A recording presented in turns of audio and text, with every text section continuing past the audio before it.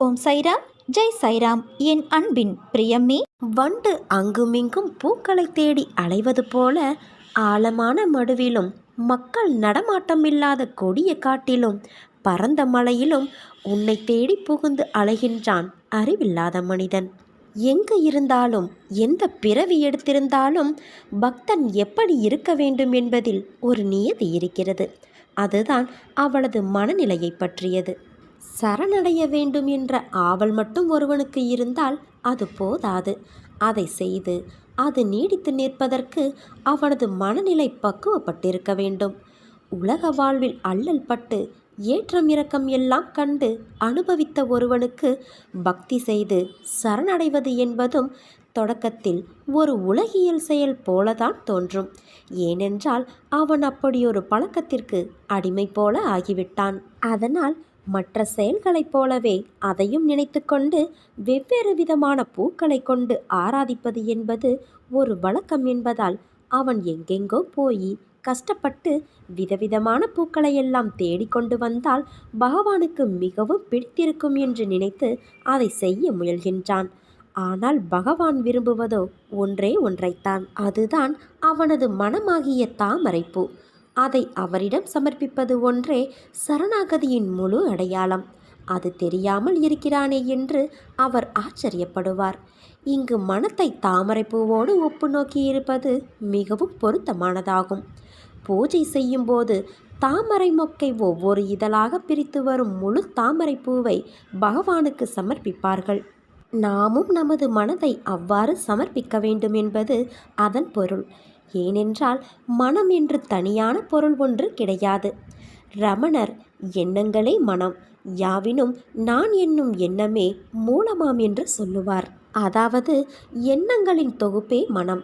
எண்ணங்கள் எல்லாவற்றிலும் முதல் எண்ணம் நான் என்னும் அகந்தை. அது பகவானை விட்டுவிட்ட தனியான நான் என்னும் எண்ணம். அதை பகவானிடம் சமர்ப்பித்தால் மற்ற எண்ணங்கள் எல்லாமும் அவரிடம் தஞ்சமான மாதிரிதான். எண்ணங்கள் எதுவுமே தனியாக வராது, அலை அலையாகத்தான் கிளம்பும். ஒவ்வொன்றும் தாமரையின் இதழ்கள் போல ஒன்றுக்கு ஒன்று தொடர்பு கொண்டவைதான். அவை அனைத்தையும் கோர்த்து வைத்திருப்பது அந்த முதல் எண்ணமான அகந்தை. அதை பகவானிடம் கொடுத்துவிட்டு நிம்மதியாக இருப்பதை விட்டு உலகில் உள்ள மற்ற பூக்களை தேடி பக்தன் ஏன் போக வேண்டும்? அதற்கு அவசியமில்லை. உன்னிடம் உள்ள தாமரையை என்னிடம் கொடுத்துவிட்டு நீ நிம்மதியாக இரு. உன் மனதை நான் அறிவேன். என் தங்கமே, புதிய கேள்விகளை கேட்டு சிக்கல்களை அதிகப்படுத்தாதே. கடந்த 2 மாதங்களாக தாமதமான வேலை விரைவில் முடிவுற உள்ளது. நீ இழந்த பொருளை மீண்டும் அடைவாய். ஒரு நண்பனால் உனக்கு நன்மை ஏற்பட போகிறது. இந்த சாயிநாதரை நீ என்றும் நினைவில் கொள் என் தங்கமே. உன் வீட்டில் சுப நிகழ்ச்சி நடைபெறும். இது உன் சாய்தேவனின் என் சத்திய வாக்கு. நீ யாரை நம்பி இவ்வளவு நாள் இருந்தாயோ அவரே உன் கூட இருந்து உனக்கே நாரதர் வேலை செய்து கொண்டு இருக்கிறார். நீ யாரை நம்பி உன்னுடைய மன கஷ்டத்தை எல்லாம் கொட்டி தீர்த்தாயோ அவர்தான் உன்னோடு இருந்து கொண்டு உன்னோடு சிரித்து பேசி பழகிக்கொண்டு உனக்கு நாரதர் வேலையை செய்கின்றார். இனியும் நீ அப்படியே இருக்காதே குழந்தையே, சுதாரித்துக்கொள். நாரதர் கழகம் நன்மையில் முடியும் என்பது உனக்கு தெரியுமல்லவா? அதனால் அதை நினைத்து நீ பெரிதாக பொருட்படுத்தாதே. உனக்கு நல்லதுதான் நடக்கப் போகிறது. நல்லவர் யார் கெட்டவர் யார் என நிதானமாக யோசித்து செயல்படு. நான் உன்னோடு இருக்கிறேன். நீ பயப்படாது இரு. பலம் கொண்டு திடமான மனதோடு இரு. உன்னை நான் கைவிடவே மாட்டேன். இது உன் அன்னை வராகியின் வாக்கு. உன் விஷயங்களில் நீ எடுக்கும் முடிவுதான் நீ யார் என்பதை தீர்மானிக்கும். அதே போல உன் வாழ்க்கையையும் தீர்மானிக்கும். மனம் திருப்தி அடையவில்லை என்றால் வெற்றி பெற வாய்ப்பும் இல்லை. நான் நன்றாக இருக்கிறேன் என்று உனக்குள் நீ தினமும் சொல்லிக்கொள். அப்பொழுதுதான் உன்னை சுற்றி கொண்டு இருக்கும் மனக்குழப்பத்திலிருந்து வெளியே வர முடியும். எந்த செயலிலும் முழு கவனம் செலுத்து. அப்போதுதான் அதில் உள்ள நிறைக்குறையை புரிந்து கொள்ள முடியும். சிலரின் வாழ்க்கை இந்த உலகத்தில் எப்படி வாழ வேண்டும் என கற்றுத்தருகிறது. கோபங்களை குறைத்தும் சந்தோஷங்களை அதிகரித்தும் காட்டும் முகங்களை தொலைக்காமல் நிரந்தரமாக தக்க வைத்துக்கொள். வாழ்வது எல்லாம் வாழ்க்கையல்ல. அன்போடு பேசி பண்போடு பழகி நேர்மையோடு நடந்து ஆசைப்பட்ட எல்லாமே கிடைப்பது இல்லை. கிடைத்ததில் திருப்தி கொள். அதை வைத்து வாழ பழகு. கவலையை மற. இப்போது இருக்கும் கவலைகள் கூடிய விரைவில் மாறும். உன் நிழலாக நான் இருக்கிறேன். நீ செல்லும் இடமெல்லாம் நான் துணை நிற்பேன். உன் கோரிக்கைகளை நான் என்றுமே நிராகரித்தது கிடையாது. நிச்சயம் அது நிறைவேறும் குழந்தையே. உன் கனவுகள் அனைத்தும் மெய்ப்படும். வாழ்க்கையில் நீ வாழும் பொருட்டே உன்னை சுற்றி எத்தனை பேர் இருக்கிறார்கள் என்பதை உணர்வாய். சிலர் உன் வாழ்க்கையில் பெரிய அங்கமாக இருப்பார்கள். அன்பை புரிய வைத்து இருப்பார்கள். அவர்கள் என்றும் உன் நினைவில் இருப்பார்கள். வாழ்க்கையில் ஒருவரோடு யாரும் இறுதி வரை துணையாக வருவது இல்லையே. எல்லோரும் அவரவர் நேரங்கள் காலங்கள் வரும் வரை உன்னிடத்தில் இருப்பார். அதே போலத்தான் நீயும் மற்றவரின் தோற்றத்திற்கு நிலையுள்ள நிரந்தரமான உறவுகள் என்று இருந்தால் நீயும் என்றும் என் உயிராய் இருப்பாய். என் மகனாய் மகளாய் இருப்பாய். உனக்கு நான் இந்த ஜென்மத்தில் 1000 உறவுகளை கொடுத்து இருக்கலாம். ஆனால் ஜென்ம ஜென்மமாய் தொடரும் ஒரு உறவாய், என் பிள்ளையாய், உன் அன்னையாய் நாம் என்றும் இருப்போம். என் பிள்ளையான உன் அன்பு உண்மையானது. தூய்மையான பக்தியோடும் நம்பிக்கையோடும் விசுவாசத்தோடும் என்னை நோக்கி வணங்கிய மறுகணமே உன் கண்முன் உனக்கு உன் அன்னையான நான் காட்சியளித்தேன். இப்போது மந்தம் நிறைந்த மனநிலையில் நீ இருக்கிறாய். அது உன் தவறு அல்ல. அது உன்னுடைய நேரம், காலம். அதை தகர்த்து எறிய வேண்டும் என்றால் அன்னையே என்று அழைத்துப்பார். உன் மந்தமான மனநிலையை நான் தகர்த்தெறிவேன். அனைத்தும் சரியாகிவிடும் குழந்தையே. உன்னை என் கண்விழியில் வைத்து கண்ணிமை கொண்டு காத்து வருகிறேன். உனக்கான காலம் கனிந்து வரும். உன் வாழ்க்கை பிரகாசமாக ஒளிக்கும்.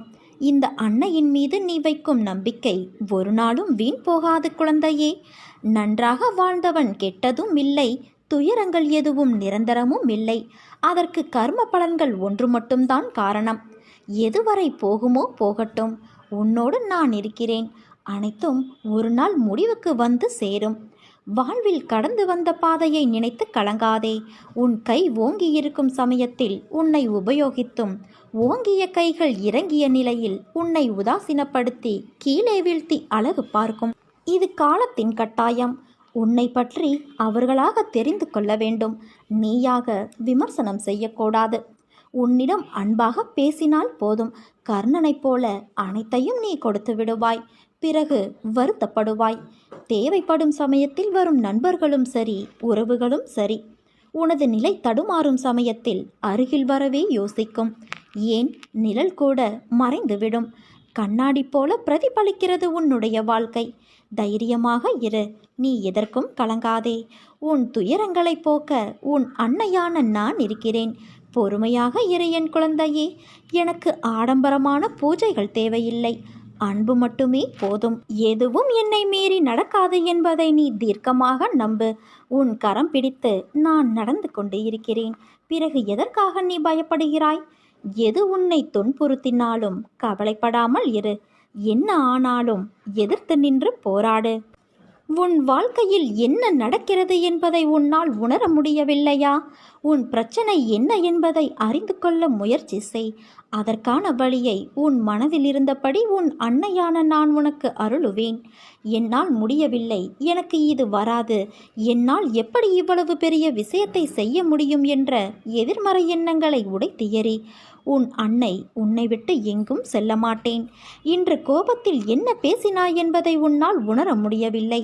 உன் மனதிலிருந்து நானே உனக்கான பதிலை உன்னிடம் கூறிக்கொண்டேதான் இருப்பேன். அதை உணர்ந்து நட என் தங்கமே. மாயை என்பது ஒரு பொய்யான தோற்றம். அதில் மாட்டிக்கொள்ளும் நிலையில் நீ இப்போது இருக்கின்றாய். அதிலிருந்து வெளியே வர உனக்கு நான் உதவி செய்கிறேன். அதை உணர்ந்து கொஞ்சம் ஜாக்கிரதையாக நட. உன் சூழ்நிலை உனக்கான வழியை தருகிறது என்று அழுகிறாயே. ஆனால் அது வழியை தருவது அல்ல. வாழ்க்கை என்பது எளிது. யதார்த்தத்தை நீ புரிந்து கொண்டால்தான் அது சாத்தியம். அதை புரிய வைக்கவே சில கசப்பான நிகழ்வுகள் உனக்கு நிகழ்கிறது. நான் எப்போதுமே உனக்கு துணையாக இருப்பேன். உனக்கு நல்ல காலம் நெருங்கிவிட்டது குழந்தையே. அதனால்தான் பிரச்சனை உனக்கு பெரிதாக தெரிகிறது. ஒரு பிரச்சனை முடியும் தருவாயில்தான் அது தீவிரமடையும். ஒரு நல்ல முடிவுக்காகத்தான் உனக்கு இது நிகழ்ந்திருக்கிறது என்று நீ அமைதி கொள். உன் அன்பு உண்மையானது. நீ ஏன் அதில் குழம்பிக் கொண்டிருக்கிறாய்? ஏதோ ஒரு தோல்வியோ கஷ்டமோ உன்னை விடாமல் துரத்துகிறது என்றால் அது உன்னை பெரிய வெற்றியை, சந்தோஷத்தை நோக்கி நகர்த்தி செல்கிறது என்று அர்த்தம். வாழ்வில் ஒரு உறுதி வேண்டும். நமக்கென்று என்ற எண்ணம் வருதல் கூடாது. உன் வாழ்க்கை வேறு எவருடைய பொறுப்பும் அல்ல, அது உன்னுடைய பொறுப்பு. அதை எப்பொழுதும் நீ மறவாதே. சக்கரம் போல எத்தனை மாறுதல் வந்தாலும் உனக்கானதை நீதான் பார்த்து செய்ய வேண்டும். மனதில் நிறைய கோபங்கள், வருத்தங்கள், சோகங்கள் இருக்கலாம். ஆனால் அவை காணல் நீர் போல தூரத்திலிருந்து பார்க்கும்போது பிரச்சனையாக தெரியும். அதை நீ பிரச்சனையாக பார்த்தாயென்றால் அது கஷ்டம். அதை பக்கத்தில் சென்று அனுபவ பாடமாய் பார்த்தாயென்றால் அதுதான் உன்னை நீ மேலோங்கி எடுத்துக்கொண்டு போகும் வழி. என்றைக்கும் பிறர் பாராட்டுக்கோ உழைப்பின் வெகுமதிக்கோ ஆசைப்படாதே. அது நல்லது அல்ல, உன் வாழ்விற்கும் அதன் முன்னேற்றத்திற்கும். உன் மாறுதலுக்கான நடைமுறைகள் தொடங்கிவிட்டது குழந்தையே. நீயும் மனதளவில் உன்னை நீ தயார் செய்து கொள். புதிய வாழ்க்கைக்கு என் பாசமும் அன்பும் உயிரும் என் மூச்சும் என் பிள்ளையான உனக்கே தருகிறேன். உன் நம்பிக்கை, பொறுமை, எதையும் தாங்கும் உணர்வு, உன் பலம், விசுவாசம் எவ்வளவு உன்னதமானது என்பதை உன் அன்னையான நான் அறிவேன் என் குழந்தையே. நீ என்னை தரிசிக்க வரும்போது அனுபவிக்கும் ஆனந்தத்தை போல நானும் உன் தரிசனத்தால் அதே ஆனந்தத்தை அனுபவிப்பேன். என் வார்த்தைகளின் மீது நம்பிக்கை வை. நான் என்று உன் கரம் பற்றினேனோ அன்று முதல் இன்று வரை நீ கேட்டாலும் கேட்காவிட்டாலும் உனக்கு நன்மையை மட்டுமே செய்வேன் என கங்கணம் கட்டிக்கொண்டு உன்னை சுற்றி வருகிறேன். அதனால் நீ கலக்கமடையாதே, திகைப்படையாதே. நடப்பது எல்லாம் நல்லதாகவே நடக்கும். உன் உழைப்பையும் அன்பையும் பிறர் தவறாக பயன்படுத்தும் போதோ அல்லது பலனை பிறர் அனுபவிக்கும் போதோ வருத்தப்படாதே. அவர்கள் உன் கர்மாக்களை, பாவங்களை அனுபவித்து உன் கர்ம வினைகளை விரைந்து முடிக்கவே அப்படி செய்கிறார்கள். அந்த சமயத்தில் அது உனக்கு வருத்தமளித்தாலும் உன் கர்ம வினைகள் குறைகிறதே என்று நிம்மதிக்கொள். எந்த சூழ்நிலையிலும் இழந்து போனதையும் தொலைத்து விட்டதையும் எண்ணி கவலை கொள்ளாதே. நடப்பவையாவும் நன்மைக்கே என்று எடுத்துக்கொள். நம்பிக்கையோடு உன் லட்சியத்தை நோக்கி முன்னேறி செல். எல்லாம் நன்மைக்கே என்று சொல்கிறீர்களே, ஆனால் என் வழிகள் அப்படியே இருக்கிறதே, எந்த நன்மையும் நடக்கவில்லையே என்கிறாயா? கொஞ்ச நாள் பொறு, வேண்டுதல் நிச்சயம் பலிக்கும். நீ அனுபவிக்கும் துயரங்களையே பெரிதாக நினைத்து போராடுகிறாய். அது உன்னை தாக்காமல் இருக்கவே நான் இங்கு போராடி கொண்டு இருக்கிறேன். அதனால்தான் நான் அடிக்கடி கூறுகிறேன், முடிந்தவரை எல்லோருக்கும் நல்லதே செய் என்று. எதற்காகவும் அஞ்சாதே. உன்னோடும் உன் குடும்பத்தோடும் நான் இருக்கின்றேன். இன்பமும் துன்பமும் நிலையற்றவை. இன்று இருப்பது நாளை மாறிவிடும். மனம் கலங்காமல் இரு. உன் நலனை விரும்பும் நான் உனக்கு நன்மையை மட்டும்தான் செய்வேன் என்பதில் உறுதியான நம்பிக்கையோடு இரு. கவலைப்படாதே. எண்ணத்தில் என்னை வைத்து நீ தொடங்கும் அனைத்து செயல்களும் கைகூடும். உன் முயற்சியை என்றும் கைவிடாதே. உன் முயற்சிக்கான பலனை விரைவில் நீ பெறுவாய். உனக்கு என்றும் பக்கபலமாக நான் இருந்து உன்னை வழி நடத்துவேன். யாரும் இல்லை என்ற எண்ணத்தை உனக்குள் ஏற்படுத்தி கொள்ளாதே குழந்தையே. உனக்குள் நானும் எனக்குள் நீயும் இருக்கும்போது அந்த எண்ணமே தவறாகிவிடுகிறது. சதா சர்வ காலமும் நான் வணங்கும் தெய்வம் என்னோடு இருக்கிறார், எனக்கென்ன கவலை என்று சொல்லிப்பார். உன் பயமெல்லாம் மறைந்து உனக்கு தைரியம் கிடைக்கும். ஏனென்றால் நானே நிரந்தரம். எக்காரணம் கொண்டும் நான் வாழ்வில் தோற்றுவிட்டேன், அதனால்தான் எல்லோரும் என்னை வசைப்பாடுகிறார்கள் என்று மனதில் நினைத்து கொள்ளாதே. இந்த உலகில் நிலையென்று ஒன்றுமே இல்லை. அது மனிதர்களின் செயல்பாடுகளுக்கும் பொருந்தும். அதனால் நீ உன்னுடைய லட்சிய பாதையிலிருந்து தடம் புரளக்கூடாது. நம்பிக்கையோடும் மன தைரியத்தோடும் நீ நிதானமாக யோசித்து செயல்படு. தர்மம் தலை காக்கும், தக்க சமயத்தில் உயிர் காக்கும் என்பது வாய்மொழி மட்டும் அல்ல, வாழ்வின் அனுபவ மொழி. அனுதினமும் சேவிக்கும் பக்தனின் கூடவே இருந்து காப்பாற்றுவதே என் தர்மம். உன் துயரங்கள் தீர்ந்து நீ வேண்டியது நிறைவேறும் குழந்தையே. மாறாத நம்பிக்கை, நீடித்த பொறுமை, உண்மையான பணிவான நேர்மையான செயல்பாடுகளே உன் லட்சியத்தை அடைய செய்யும் வழியாகும். உனக்கு எல்லா சூழ்நிலைகளிலுமே நான் துணை இருப்பேன். நம்பிக்கை வைத்து செயல்படு. நான் என் பக்தர்களை கைவிடுவதில்லை, மற்றவர்களிடம் கையேந்த விடுவதும் இல்லை. உன்னை வணங்குகிறேன், ஆனாலும் கவலை என்பது என்னை விட்டுவிடவில்லையே என்று வருந்துகிறாய். இறைவனை வணங்குவதால் வாழ்க்கை என்னும் கடலில் துன்பம் என்னும் கடல் சீற்றம் வாராது என்று அர்த்தமில்லை. வினையின் பயனை அனுபவிக்க வேண்டும். ஆனால் இறைவனின் அருளால் அனைத்து துன்பத்திலும் வினைகளிலும் நீ காப்பாற்றப்படுவாய். சோதனையிலும் கை கொடுத்து உன்னை நான் தாங்குவேன். உன் வாழ்க்கையில் இதுவரை இருந்த சோதனைகள் எல்லாம் விலகி நன்மைகள் நடக்கப் போகிறது. நீ முன்னேற எடுத்த முயற்சி வெற்றி பெறப்போகிறது. மகிழ்ச்சியாக இருக்கப் போகிறாய் குழந்தையே. நீ எதிர்பார்த்த சுபகாரியம் உன் வீட்டில் நடைபெறும். குடும்பத்தோடு நீ ஆனந்தமாக வாழப்போகிறாய். அதை நானும் உன்னோடு இருந்து கண்டு கழிக்கப் போகிறேன். இன்பத்தையும் துன்பத்தையும் சமமாக ஏற்றுக்கொள்.